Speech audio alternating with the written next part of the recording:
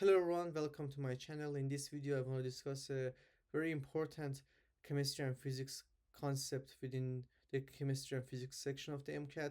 This is not a hard question, it's just a lot of memorization, but it's high yield. So consider the cooling of an ideal gas in a closed system. This process is illustrated in the pressure volume graph shown in the following figure. This is the figure. Based on the information, the process may be adiabatic, isobaric, isothermal, isochoric. Okay, so let's look at the graph. As you can tell, the volume is changing, but the pressure is not changing.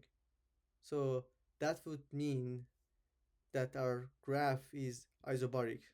That means our graph is isobaric, right? Because isobaric means the same pressure but changing volumes. Okay, let's go through the answer choices to see why others are wrong.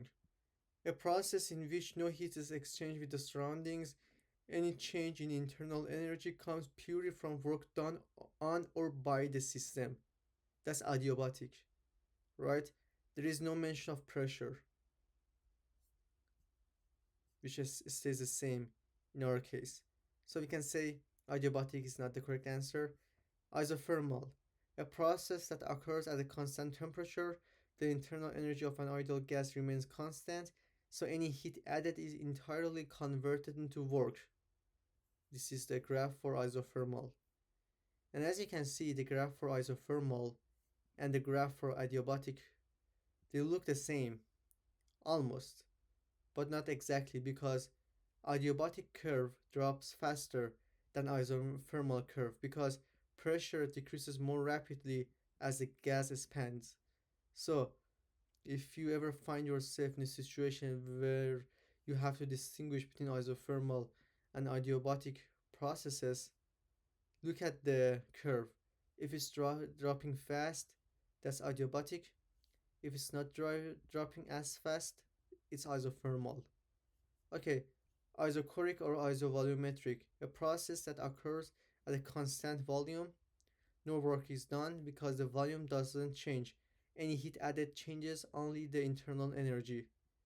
Okay, so the graph is very simple, right? Pressure changes, but the volume does not change, which is not very similar to our case. It's almost the opposite because in our case the volume changes, but the pressure is not changing. So uh, isochoric or isovolumetric is definitely not the correct answer. So the correct answer is B. Thank you very much for watching this video. If you would like, you can like and subscribe to my channel. It helps you see more of my videos in the future as they get published. Thank you very much and have a great day.